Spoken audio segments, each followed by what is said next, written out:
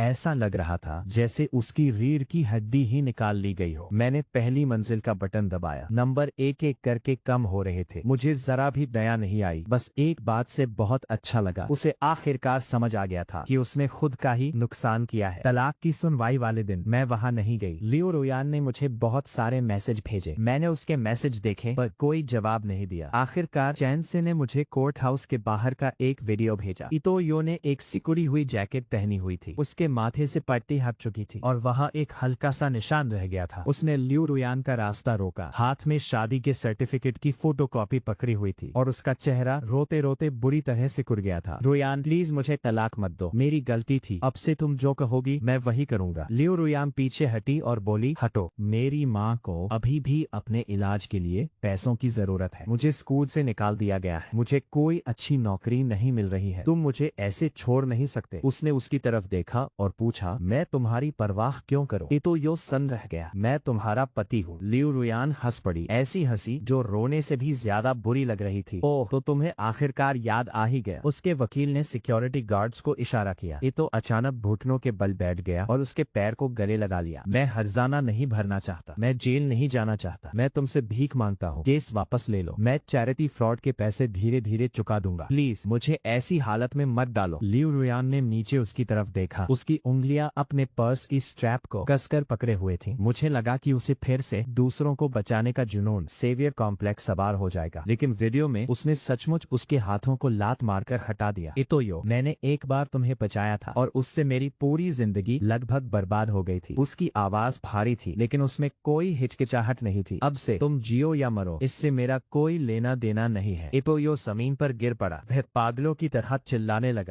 लगा कि वह बेरहम है, चिल्लाने लगा कि जी बोडा ने उसे बर्बाद कर दिया, चिल्लाने लगा कि उसकी जिंदगी कितनी मनहूस है। सिक्योरिटी गार्ड्स उसे घसीटते हुए ले गए। उसका एक जूता निकल गया, उसके मोजे फर्श पर रगड़ खा रहे थे जो पूरी तरह से ग्रे और काले हो गए थे। सर्टिफिकेट की फोटोकॉपी उठाने के लिए हाथ बढ़ाया, कागज पर जूतों के निशान पड़ गए थे। उसने उसे उठाया और अपनी छाती से सटा लिया, बुदबुदाते हुए, मैं उसका पति हूँ, मैं उसका पति हूँ। चेन ज़ेन ने एक फॉलो अप मैसेज भेजा, इस आदमी का दिमाग पूरी तरह खराब हो गया है। मैंने जवाब दिया, कर्म। उस रात लियू रुइयेंग मेरे नए घर पर आई, पता नहीं उसे मेरा नया पता कैसे मिला। दरवाजे की घंटी 3 बार बजी, मैंने दरवाजा खोला, वो बाहर खड़ी थी, हाथ में कोई छाता नहीं था, बाल पूरी तरह भीगे हुए थे, बारिश का पानी उसकी ठुड्डी से टपक रहा था। उसने कहा, जी बोडा, तलाक का फैसला आने में अभी कुछ समय लगेगा, लेकिन कोर्ट ने आधिकारिक तौर पर केस स्वीकार कर लिया है। मैं तुम्हारे परिवार के हुए हर नुकसान की भरपाई करूंगा। मैं दरवाजे के चौखट से सटकर खड़ा हो गया और पूछा, और फिर? उसने ऊपर देखा, और फिर? मैं तुमसे मिलकर माफी मांगना चाहती थी, कहिए। उसने अपनी मुट्ठियां भींची और कहा, मुझे माफ कर दो। मैंने सिर हिलाकर जाहिर किया कि मैंने उसकी बात सुन ली है। मैं दरवाजा बंद करने के लिए आगे बढ़ा। उसने हड़बड़ी में अपना हाथ आगे बढ़ाया और भारी दरवाजे में उसकी उंगलियां दब गई। दर्द से उसकी सांसें तेज हो गई, लेकिन उसने हाथ पीछे नहीं खींचा। जी बोडा, मुझे सच में पता है कि मैंने गलती की है। मैंने उसकी पीली पड़ चुकी उंगलियों की ओर देखा। पहले कभी अगर इस हाथ पर कागज से जरा सा भी कट लग जाता था तो मैं उसके लिए दवा खरीदने शहर के दूसरे कोने तक चला जाता था। अब मुझे बस यही लग रहा है कि उसका हाथ मेरे दरवाजे को रोक रहा है। आजा। थोड़ा सा खोला। उसकी आंखों में उम्मीद की एक चमक आ गई। मैंने अपना फोन निकाला और उसके सामने ही बिल्डिंग सिक्योरिटी को फोन लगाया। हाय, यहाँ ऊपर कोई एक निवासी को परेशान कर रहा है, इसे संभालने के लिए किसी को ऊपर भेजो। वो ठिठक गई। जी बोडा, क्या तुम्हें सच में इतना बेरहम होना जरूरी है? मैं हंसा। क्या तुम वही नहीं हो जो हमदर्दी के बारे में उपदेश देना पसंद करती थी? जाकर सिक्योरिटी से ये सब कहो। उसके आंसू बारिश के पानी के साथ मिलकर उसके चेहरे पर बह रहे थे। क्या तुमने कभी मुझसे सच में प्यार किया था? मैंने उसकी तरफ देखा और सच में इस बारे में सोचा। मैंने उससे प्यार किया था, उससे शादी करना चाहता था, यहाँ तक कि उसके लिए अपना ईगो भी छोड़ दिया था। लेकिन अगर मैं ये सब जोर से कहता तो उसे गलतफहमी हो जाती कि अभी भी को उम्मीद बाकी है, इसलिए मैंने बस इतना कहा। मैं भूल गया। उसका पूरा शरीर लड़खड़ा गया। जब सिक्योरिटी वाले आए तो वो अभी भी दरवाजे पर खड़ी थी। उसके होंठ बिल्कुल पीले पड़ गए थे, उंगलियां बेजान होकर लटक रही थीं। स्टाफ ने उससे विनम्रता से जाने के लिए कहा। उसने कोई हंगामा नहीं किया, वो बस मुड़ी और मुझसे एक आखिरी बात पूछी, क्या हमारा सब कुछ सच में खत्म हो गया है? मैंने कहा नहीं। उसने झटके से अपना सिर घुमाया। मैंने मुस्कुराते हुए अपनी बात पूरी की। हमारा तो बहुत पहले ही खत्म हो चुका था। लिफ्ट के दरवाजे बंद हो गए और धीरे धीरे उसका चेहरा ओछल हो गया। मैंने अपना दरवाजा बंद कर लिया। अपार्टमेंट में अब बस मेरी बाकी बची जिंदगी थी। कॉफी टेबल पर पार्टनरशिप का एक नया कॉन्ट्रैक्ट रखा था। जी परिवार को पहले ही एक नया कॉर्पोरेट पार्टनर मिल चुका था। लियू परिवार का मुआवजे का मामला पूरी तरह सुलझ चुका था। मेरा फोन वाइब्रेट हुआ। चैन ज़े ने मुझे ईटो के रोल के बारे में ताजा अपडेट भेजा। पैसे न चुकाने की वजह से उसे कानूनी तौर पर सभी तरह के लग्जरी खर्चों से ब्लैकलिस्ट कर दिया गया था। शू टिंगटिंग ने बकाया लोन के लिए उस पर केस कर दिया था। यूनिवर्सिटी का डिसिप्लिनरी रिकॉर्ड हमेशा के लिए उसकी एकेडमिक फाइल से से जुड़ गया था। उसकी माँ के डिस्चार्ज होने के बाद वो अपने होम टाउन भाग गई और सारा भारी कर्ज उसके कंधों पर छोड़ गई। वीडियो में वो किराए के एक जर्जर घर के बाहर बैठा था, बाल पूरी तरह बिखरे हुए थे, हाथों में अभी भी शादी का फटा पुराना सर्टिफिकेट पकड़े हुए था और हर आने जाने वाले को बेताब होकर समझाने की कोशिश कर रहा था कि वो कोई स्कैमर नहीं है। कोई भी उसकी बात सुनने के लिए नहीं रुका। मैंने वीडियो बंद कर दिया। बाहर बारिश आखिरकार रुक गई थी। गीली सड़क पर स्ट्रीट लाइट्स की रोशनी चमक रही थी जो आंखों को चौंधिया रही थी। मैंने चैन जैक को जवाब में 2 शब्द लिखे, ये देखकर अच्छा लगा। फिर मैंने ल्यू रोयान का नंबर, ये आइचो का नंबर और हमारी सभी पुरानी तस्वीरें ली और उन्हें पूरी तरह डिलीट कर दिया। जब ट्रैश बिन कंफर्मेशन का आइकन आया तो मैंने कंफर्म पर क्लिक किया। स्क्रीन पूरी तरह खाली हो गई। मैंने अपना गिलास उठाया और एक घूंट भरा। बर्फ वाला पानी गले से नीचे उतरा जो बहुत ताजगी भरा और साफ था।